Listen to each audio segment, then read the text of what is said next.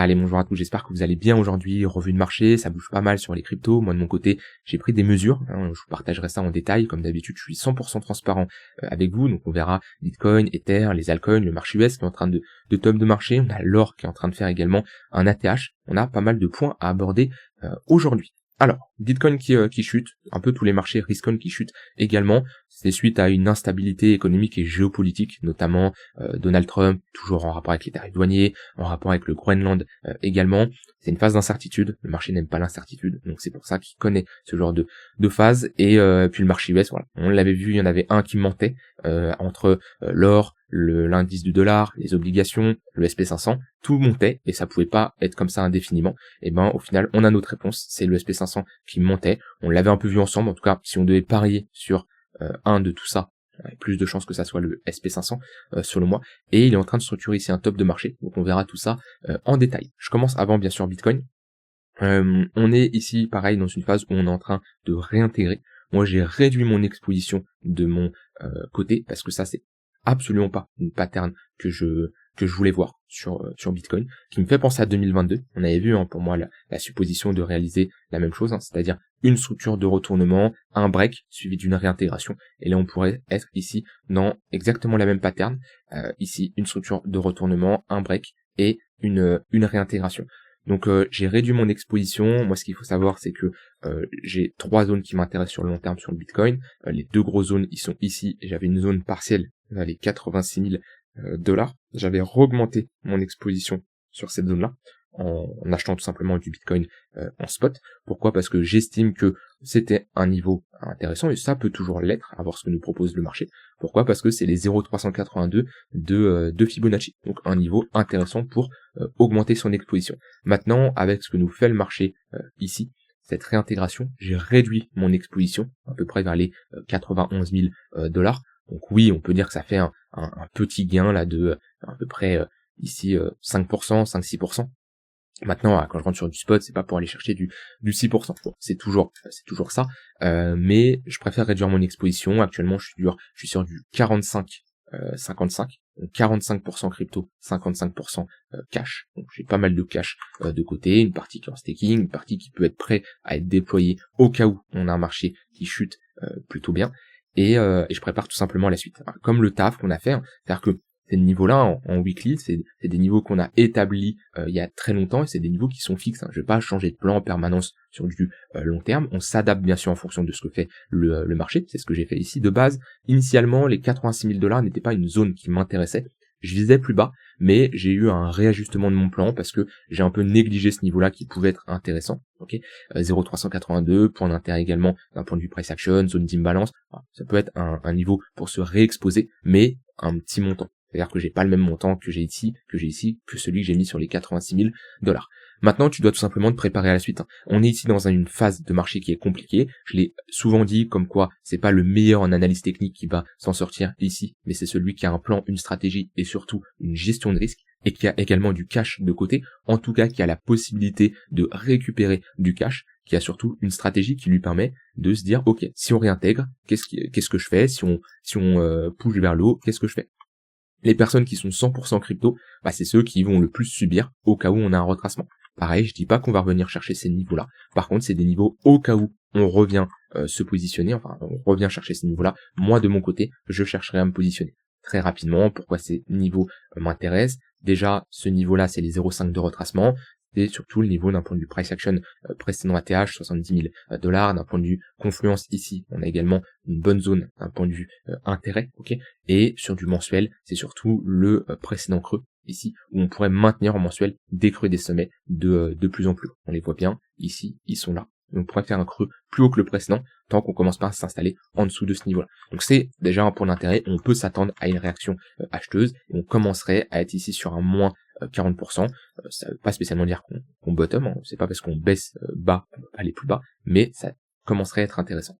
Et la deuxième zone, c'est les 53 000 $. Pourquoi ? Parce que j'ai tout simplement ma zone de rechargement long terme, 0,118 de Fibo. En général, moi, sur du très long terme, j'aime bien positionner dans les zones de rechargement. Et j'ai également le coût de production du Bitcoin qui est à peu près dans cette zone-là, ce qui veut dire c'est la zone où on arrive au prix plancher au niveau des mineurs. Je vous rappelle, les mineurs échangent de l'électricité contre des BTC. Et ils peuvent vendre à perte si on a un prix de revient du Bitcoin qui est trop faible, puisque automatiquement l'électricité a un coût, et si ce coût est plus élevé que la revente des Bitcoins qui vont miner tout simplement, bah c'est des mineurs qui vendent à perte, et souvent c'est des niveaux de bottom. Je dis pas qu'on va aller chercher ces niveaux-là, je dis juste qu'il faut se préparer, il faut avoir un plan, et je vous recommande de garder du cash sur des niveaux bien plus bas. Parce que si la temporalité se respecte, et on peut être ici dans une phase où on respecte la temporalité, faut mettre à jour ce graphique-là, parce qu'il est plus alimenté, ça s'arrête ici à août-septembre, mais on l'avait vu ensemble, c'est quelque chose qu'on avait tracé à un moment, et si la temporalité se respecte, et pour le moment cette temporalité est totalement respectée, pourquoi? Parce que historiquement, quand on prend les derniers cycles, le top de marché se réalise 17 mois après l'halving et 35 mois après le point le plus bas. Ici, 35 mois, 17 mois, on pose un top de marché. Et ici, 35 mois, 17 mois, ça nous donne un top pour septembre-octobre. Le top de marché sur Bitcoin a été réalisé globalement en septembre-octobre. Donc pour le moment, la temporalité se respecte. Si on part du principe que c'est un top de marché. Pour le moment, en tout cas, ça part vraiment pour être sur un top de marché. Donc au final, cette cyclicité se répète. Si on va vraiment jusqu'au bout, le bottom est généralement posé 12 mois après le top. Donc globalement, là, on peut s'attendre, si on a la même cyclicité, pareil, hein, c'est des stats sur 2-3 cycles, hein, donc c'est compliqué de se projeter, mais pour le moment, en tout cas, ça marche. On peut s'attendre à un bottom de marché vers septembre-octobre 2026. Voilà. En tout cas, comme je l'ai dit encore une fois, si cette cyclicité se produit, donc affaire à suivre, mais ça veut dire qu'on pourrait connaître encore ici un mouvement baissier jusqu'à trouver ici une phase de latéralisation comme on a réalisé. Maintenant, préparez du cash, préparez votre cash, préparez surtout des zones d'entrée et ayez un plan. Qu'on soit dans une dynamique haussière ou dans une dynamique baissière, vous devez savoir quoi faire, sur quel point d'intérêt, sur quelle zone, combien, etc., etc. Peu importe l'actif qu'on prend, Bitcoin, Ether ou d'autres altcoins.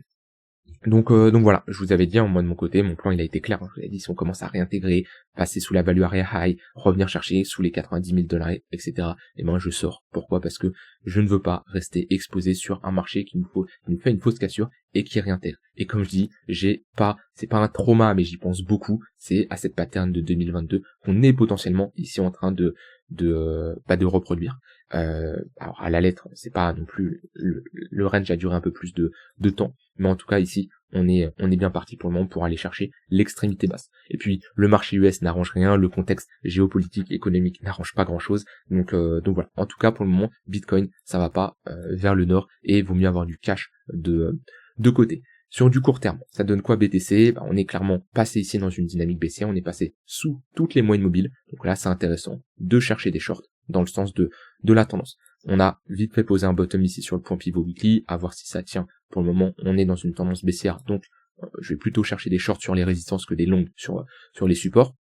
C'est le tunnel 3 minutes qui tient ici la trend, hein. Souvent qu'on a un fort dump, une bonne baisse, les premiers replis dans le tunnel 3 minutes sont des opportunités pour prendre des shorts. Puis là, on peut rester dans cette dynamique baissière jusqu'à revenir chercher l'extrémité basse des 84 000 $.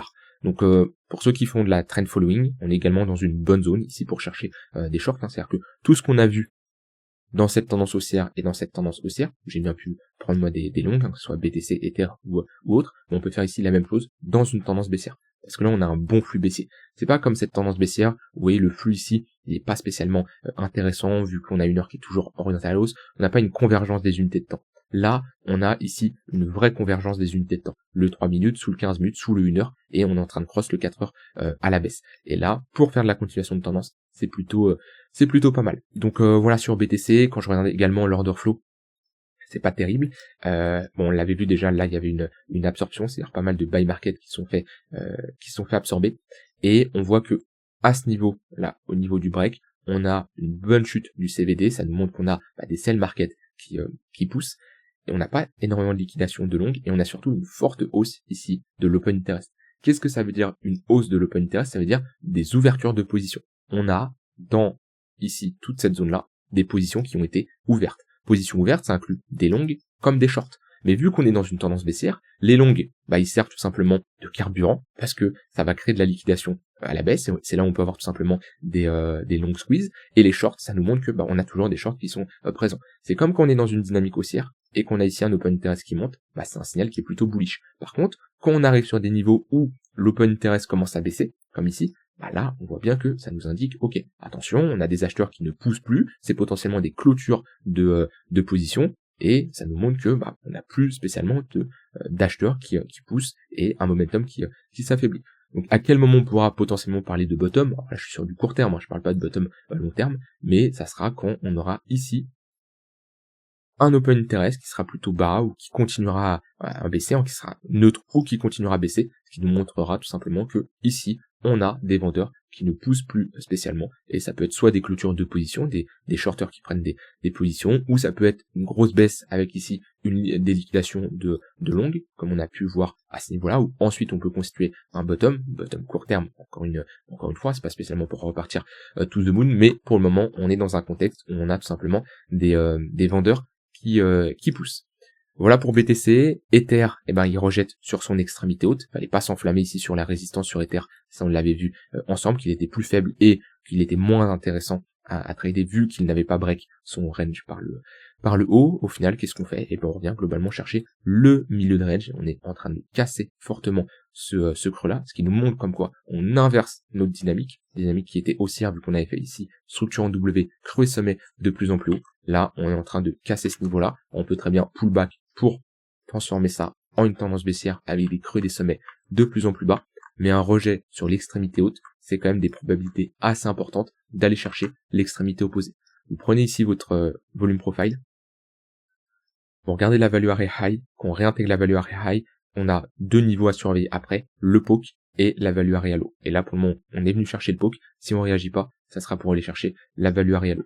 Donc pareil, Ether est globalement faible, pareil, dans une dynamique qui est baissière, encore avec un momentum encore plus fort que sur le BTC, 3 minutes sous le 15 minutes sous le 1 heure, on a à nouveau ici une convergence des unités de temps, donc plutôt dans un contexte où on va chercher des shorts, quand même avec une bonne gestion de risque, pas parce qu'on est dans une dynamique baissière que c'est sûr à 100% que ça va continuer à baisser, attention de ne pas être frustré, attention à ne pas faire de l'overtrading, soit des personnes qui sont pris des stop loss, des personnes qui voient leur capital en spot un peu baisser automatiquement avec la baisse qu'on a en cours. Commencez pas à vous dire ah ça y est, je short en levier x100, je veux me refaire, etc. Non, c'est une erreur et le marché il va vous punir. Si vous commencez à prendre des positions sans stratégie, sans formation au préalable ou quoi que ce soit, le marché va juste vous rétamer. Et c'est pas parce que vous prenez un TP ou un deuxième TP que ça va marcher. Et au contraire, c'est très dangereux parce que un débutant qui gagne, il va associer le fait qu'il fait des trades gagnants à qu'il soit bon, alors que c'est juste le facteur chance, et c'est là où il va augmenter son risque, il va se prendre comme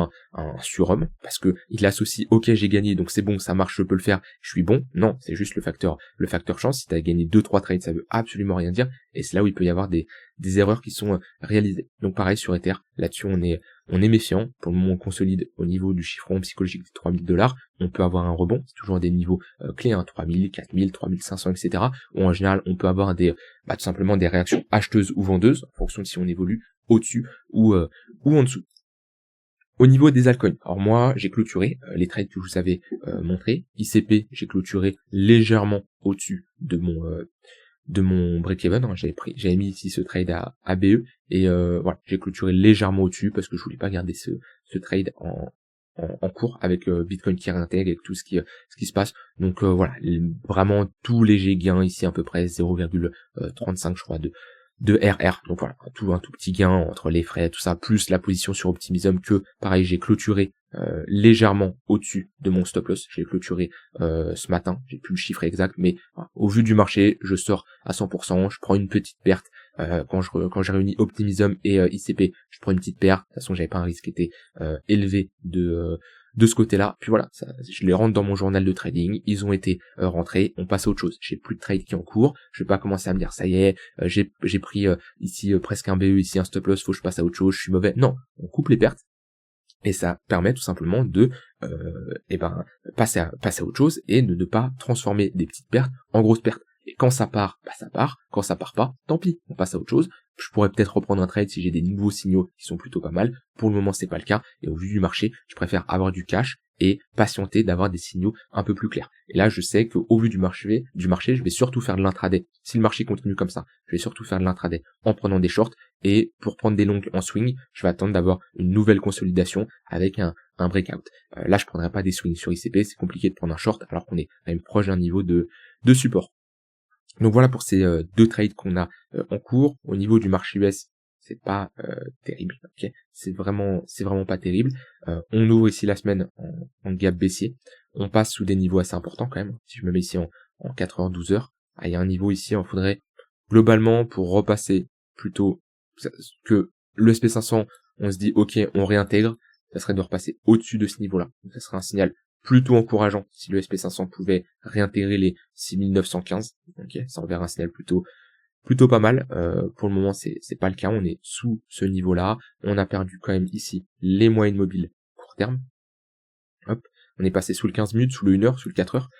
Donc ouais, c'est pas ouf ce que nous propose ici le SP500. En tout cas, c'est pas rassurant pour les cryptos. Où ça y est, on a retrouvé cette corrélation où quand le SP500 baisse, les cryptos baissent. Donc on voit qu'on est dans la catégorie risk-on là des deux assets. À un moment, on était plutôt dans une phase de décorrélation où quand l'un pumpait, l'autre dumpait et inversement. Donc ça y est, le marché s'est rééquilibré. On n'a plus tout qui pump comme on a pu l'avoir à un moment, ce qui est pas plus mal d'avoir ici un marché qui fonctionne de cette manière.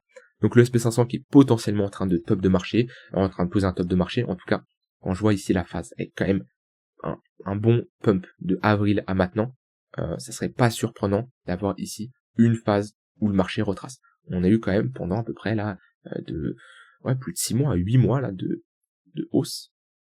On a pris un plus 44% quand même. Plus 44% sur le SP500. C'était pas rien. Donc ça serait pas étonnant d'avoir dans les prochaines semaines, prochains mois, un SP500 qui retrace. Jusqu'à où? On peut mettre un Fibo.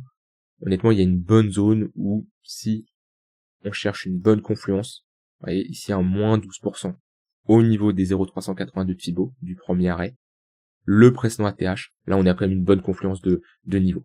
Après, niveau intermédiaire, on a ici le tunnel daily en confluence avec, d'un point du price action, cette zone-là, qui est un point quand même d'intérêt.